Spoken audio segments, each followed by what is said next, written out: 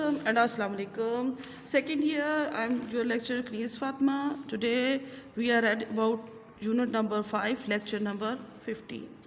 آج کا جو ہمارا لیکچر نمبر 15 ہے وہ ہے اختیارات کی نچلی سطح پر منتقلی اور بہتر اسلوب حکمرانی، کہ اختیارات کو نچلی سطح تک کیسے منتقل کیا جا سکتا ہے اور حکومت کو بہتر بنانے کے لیے کون سے بہتر اسلوب حکمرانی ہیں ان کے بارے میں ڈسکس کریں گے۔ سب سے پہلے کہتا ہے اہداف اور توقعات۔ اہداف ہدف کی جمع، ٹارگٹ، اور اس کو کس طرح سے اچیو کرنا تھا۔ 1947 میں آزادی کے اصول کے بعد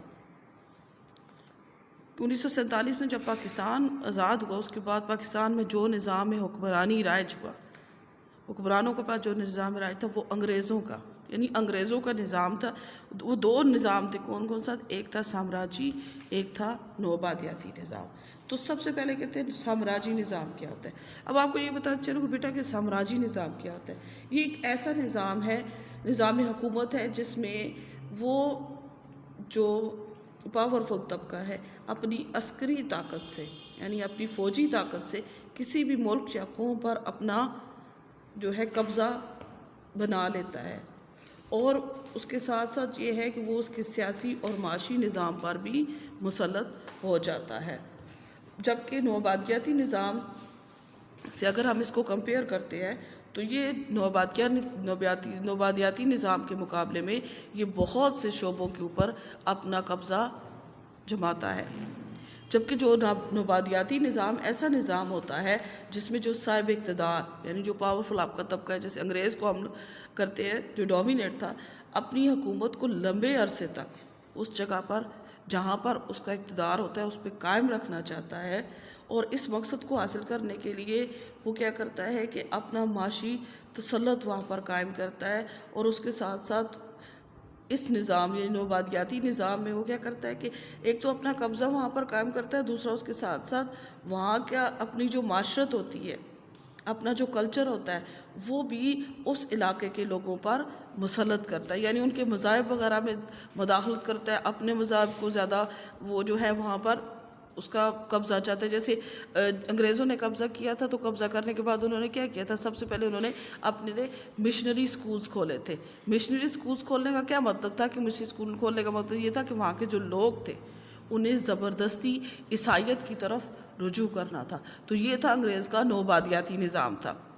تو اس میں کہ جو جب کہ سامراجی نظام یہ تھا نا کہ یہ صرف مذہب یا ان چیزوں میں مداخلت نہیں کرتا، بلکہ یہ بہت سے شعبوں پر، یعنی جتنے بھی ان کی شعبے، جو زندگی کا جو پورا نظام تھا وہ پورے نظام کے اوپر قبضہ کرنا چاہ رہے تھے۔ تو ٹھیک ہے، سمجھ آ گئی کہ سامراجی اور نوآبادیاتی نظام کیا ہوتا ہے۔ کہ ایک تو یہ ہوتا ہے کہ جس میں سامراجی نظام ہے جس میں فوج کی طاقت سے اس کو تسلط قائم کیا جاتا ہے اور اس کی سیاسی اور معاشی ہر چیز پہ اس ملک کے اوپر قبضہ کیا جاتا ہے، اور جو نوآبادیاتی نظام ہوتا ہے وہ اس میں ہوتا ہے کہ وہ اپنی حکومت کو ایک لمبے عرصے تک جس جگہ پر انہوں نے قبضہ کیا وہاں پہ قائم رکھنے کے لیے کیا کرتا ہے؟ اپنا معاشی تسلط قائم کرتا ہے، اور اس کے ساتھ ساتھ وہ ان کے مذاہب، معاشرت اور ان کے کلچر وغیرہ جو ہے وہاں کے رہائشی لوگوں پر مسلط کر دیتا ہے، اور اپنے زیادہ بنائے ہوئے رولز جو ہوتے ہیں ان کو فالو کرواتا ہے۔ ٹھیک ہو گیا؟ اب کہتے ہیں اس نظام کی جڑیں جاگیردارانہ اور سامراجی بنیادوں پر قائم تھی۔ یہ جو نظام بنا ہوا تھا جاگیردارانہ، جو ہمارے پاس فیوڈلز ہوتے ہیں نا، لینڈ لارڈز، ان کو، اور سامراجی نظام پہ تھا۔ سامراجی نظام میں نے آپ کو بتایا کیا ہوتا ہے کہ وہ اپنا ہولڈ، طاقت کے زور سے اپنا ہولڈ کرنا، اور اس میں عمل دخل اور مرضی منشا بالکل کس کی شامل نہیں تھی؟ عوام کی، کہ عوام کا کوئی عمل دخل نہیں تھا، ان کی کوئی مرضی اس میں شامل نہیں تھی۔ تو آزادی کے ساتھ اس سامراجی اور دقیانوسی نظام کو تبدیل کرنا چاہیے تھا، لیکن کہتے ہیں کہ ٹھیک ہے جب 1947 میں پاکستان آزاد ہوا تو آزاد ہونے کے ساتھ کوشش یہی ہونی چاہیے تھی یہ جو ہمارے پاس سامراجی اور دقیانوسی جو نظام ہے اسے بھی تبدیل ہونا چاہیے تھا، لیکن بہت سی ایسی وجوہات تھی جس کی وجہ سے اس نظام میں تبدیلی کے لیے کوشش نہیں کی گئی۔ ٹھیک ہے، اب ہم اس کے آگے بڑھتے ہیں کہ ہمارے جو گزشتہ صدر تھے انہوں نے آئین گزشتہ صدر پرویز مشرف کی بات کر رہے ہیں کہ مطابق حقیقی جمہوریت لانے کے لیے تجویز پیش کی کہ جمہوریت 3 سطح پر استوار ہونا چاہیے۔ ویسے تو ہماری جمہوریت جو تھی پہلے 2 سطح پر تھی، کون کون سی دو؟ ایک وفاقی تھی اور ایک صوبائی تھی، جس کو آپ کہتے ہیں نا، جس میں آپ کی ایک آ جاتی ہے فیڈرل اور یہ آپ کی پروویژنلز ہو جاتی ہے، جس میں آپ کے فیڈرل وفاقی میں آپ کے ایم این ایز ہوتے ہیں جو ممبر نیشنل اسمبلیز بناتے ہیں، اور آپ کے ایک ایم پی ایز ہوتے ہیں جو ممبر پروویژنل اسمبلیز ہوتے ہیں۔ اچھا جی، اب نیکسٹ کہتے ہیں تیسرے نمبر پہ آ جاتا ہے مقامی۔ اب سب سے پہلے کہتے ہیں یہاں پر کہ مقامی حکومت سے مراد کیا ہوتی ہے۔ اب آپ کو مقامی کی تھوڑی سی ڈیفینیشن بتا دوں کہ ایسی حکومت ہوتی ہے مقامی حکومت جس کی باغ دوڑ مقامی لوگوں کے ہاتھوں میں ہو، مقامی حکومت کہلاتی ہے۔ کون سی حکومت؟ ایسی حکومت جس کی باغ دوڑ مقامی لوگوں کے پاس ہو جائے۔ ہم نے اس کے بارے میں پڑھا تھا کہ آپ لوگوں نے یونین کونسل، تحصیل کونسل، ضلع کونسل کے بارے میں اپنے پچھلے دو لیکچرز ہیں ان میں نے آپ کو اس کے بارے میں بتایا تھا کہ مقامی حکومتوں کے بارے میں بھی پوری چیز آپ کو بتائی تھی۔ اب مقامی حکومتوں کے نظام سے حقیقی جمہوریت کے لیے نچلی سطح سے بنیاد فراہم ہوگی، اور اس کا بنیادی مرکز کیا ہے؟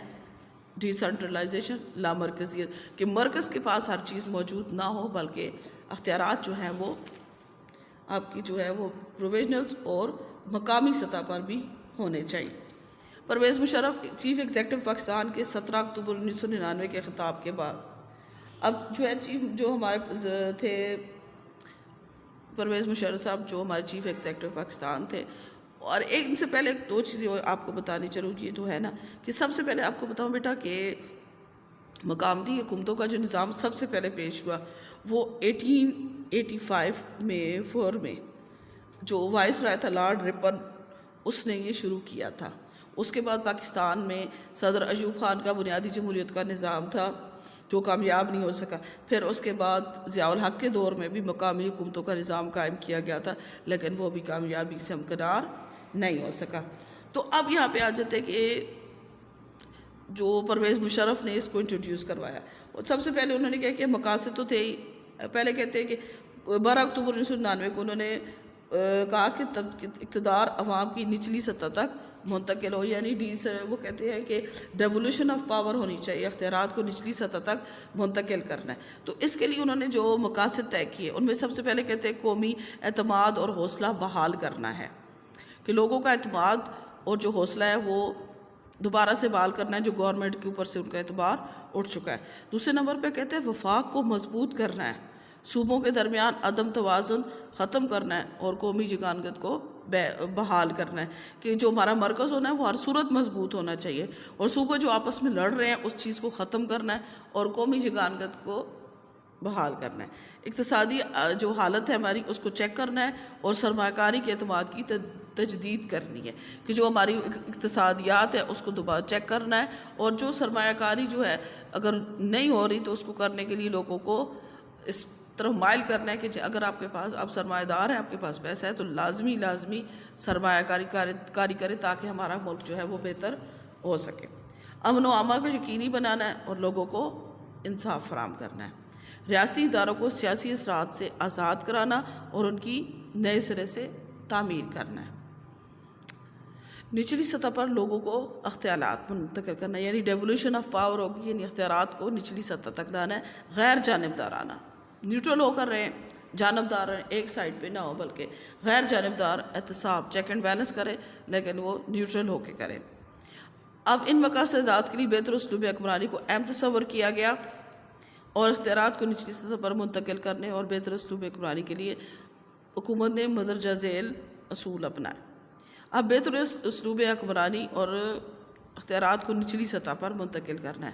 سب سے پہلے کہتے ہیں عوام کی مرکزی حیثیت۔ دنیا کے تمام ترقی یافتہ ممالک میں کس پہ توجہ دی جا رہی ہے؟ عوام پر۔ عوام پر سب سے زیادہ توجہ دنیا میں دی جا رہی ہے، جو آپ کی جو سب سے مین چیز ہے وہ ہے عوام۔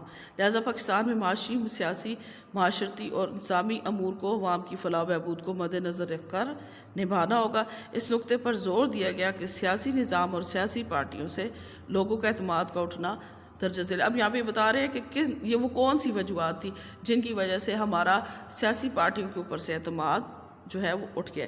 ایک تو مرکزیت، صرف مرکز کی سب کچھ ہوتا ہے، وہ دوسروں کو بالکل نہیں پرواہ کرتا۔ دوسرا دولت کی سیاست ہے، کہ جس کے پاس دولت ہوگی وہ پالیٹکس میں آئے گا اور اسی کو کامیابی بھی حاصل ہوگی۔ تیسرے نمبر پہ بدعنوانی یعنی کرپشن ہے، اگر اس کرپشن کو ختم کر دیا جائے گا تب جا کے ملک کچھ بہتری کے راستے پہ آ سکتا ہے، اور یہی وجہ ہے کہ ہمارا سیاسی نظام اور سیاسی پارٹیوں کی وجہ سے کے اوپر سے اعتماد بالکل اٹھ گیا۔ نیکسٹ کہتے ہیں حقوق اور ذمہ داری۔ حقوق کے لیے کیا ضروری ہے؟ ذمہ داری، یعنی رائٹس ہے تو ڈیوٹی ضرور ہے، اس لیے یہ ان میں ریاست اور عوام دونوں شامل ہوتی ہیں کہ اس میں حکومت بھی ہے اور عوام دونوں کی اس میں شمولیت لازمی ہے۔ قومی تعمیر نو کے پروگرام میں عوام اور سیاست کے حقوق و ذمہ داری پر پالیسیاں بنائی گئی۔ جے پرویز مشرف نے قومی تعمیر نو بیورو جب قائم کی تھی، اس میں عوام اور سیاست کے حقوق اور ذمہ داری پر مبنی جو تھی وہ پالیسیاں بنائی گئی اور ان کو 3 حصوں میں تقسیم کیا گیا۔ عوام کو ترقی و نشوونما کا حق ہے، شمولیت کا حق ہے، معلومات کا حق عوام کو حاصل ہے کہ وہ ترقی و نشوونما بھی کر سکتے ہیں، شمولیت کا بھی انہیں حق حاصل ہے اور معلومات کا حق بھی حاصل ہے۔ نیکسٹ کہتے ہیں عوام کی خدمت۔ اس نئے نظام میں حکومت عوام کی خدمت کے لیے ہوگی، کہ جو نیا یہ 2000 میں 1999 میں انہوں نے شروع کیا تھا کہ اس میں انہوں نے کہا کہ اس میں صرف کیا ہوگا، حکومت عوام کی خدمت کے لیے ہوگی۔ اس کے لیے حکومت اداروں اور سیاسی کلچر کو بدلنا ہوگا، کہ جتنے بھی حکومت ہے اس کے ادارے ہیں اور سیاسی کلچر جو ہے اسے بدلنا ہوگا۔ ماضی میں ریاست صرف کیا کہتے ہیں الائٹس کی تھی، شرفا اور امراء کے طبقے کا خیال رکھتی تھی، اور شہری جو تھے صرف بھاری بھرکم ٹیکس ادا کرتے اور انہیں بدلے میں کچھ بھی نہیں ملتا تھا، اور جو بھی ملتا تھا، جو بھی انسینٹیو ہوتے تھے وہ سارے کے سارے شرفا اور امراء کو ملتے تھے۔ حکومت کی اثر نو تعمیر کی پالیسی میں تمام نظام کو تبدیل کرنے کے لیے منصوبہ بنایا اور اس کے لیے لوکل گورنمنٹ کے لیے نئے نظام پر توجہ دی گئی۔ اب یہاں پہ کہتے ہیں کہ پھر یہ جو چیزیں انہیں ختم کرنا تھا، ان کس چیزوں کو ختم کرنا تھا، کہ جو الائٹ تھے ان کو ساروں کو ختم کرنا تھا، کہ شرفا امراء کے طبقے کا جو خیال رکھا تھا اس چیز کو انہوں نے کہا کہ اب اس کو ہم ختم کرتے ہیں، اور ہم جو ہے نئی پالیسی جو بنائیں گے اس میں ایک منصوبہ بنایا گیا کہ باقی نظاموں کے باتوں کے علاوہ لوکل گورنمنٹ کے لیے نظام پر بھی توجہ دی جانی ضروری ہے۔ تو پھر اختیارات بااختیار بنانے کے لیے اب کہتے ہیں کہ جو اہداف مقرر کیے لوکل گورنمنٹ کے لیے، کیا ٹارگٹ انہوں نے بنایا کہ جو لوکل گورنمنٹ ہے اس کے لیے کیا چیز ضروری ہے، کہ کس طریقے سے یہ کون سے ہدف جو تھے اہداف تھے وہ ضروری تھے۔ اب اس کے لیے سب سے پہلے کہتے ہیں حکومت نے 5 اہداف لیے۔ سیاسی قوت کی نچلی سطح پر منتقلی، کہ جو سیاست ہے، جو ان کے پاس اختیارات وغیرہ ہوتے ہیں ان کو نچلی سطح پر، یعنی ڈیولوشن آف پاور ہے نا، نیچے مرکز جو لے کے یونین کونسل کی بیس تک پاور کو لے کے آنا ہے، کہ نچلی سطح سے جو پاور ہے وہ شروع ہوگی کہ ہر بندہ جو ہے ان کی رسائی ادھر تک ہو سکے۔ دوسرے نمبر پہ کہتے ہیں انتظامی اتھارٹی کی لامرکزیت، کہ جو آپ کے انتظام سنبھالنے والی اتھارٹی ہے وہ صرف اس مرکز ہی نہ رہے، کہ مرکز لامرکزیت اس کی ہونی چاہیے۔ انتظامی کارگزاری کی بنیاد تک پہنچنا، کہ جو انتظام چل رہا ہے اس لوگ کی بنیاد تک پہنچنا کہ یہ کس طریقے سے چل رہا ہے۔ انتظامی امور اختیارات کو منتشر کرنے کا عمل، کہ جو انتظامی اور اختیارات جو ہیں وہ صرف مرکز اور صوبوں تک موجود ہے، انہیں اب مقامی سطح پر بھی ان کو لے کے آنا، یعنی اختیارات کو منتشر کرنا ہے تاکہ وہ سروں تک پہنچ سکے۔ نمبر 5 پہ آ جاتا ہے وسائل کی تقسیم، کہ وسائل کی تقسیم کس طرح سے ہونی چاہیے۔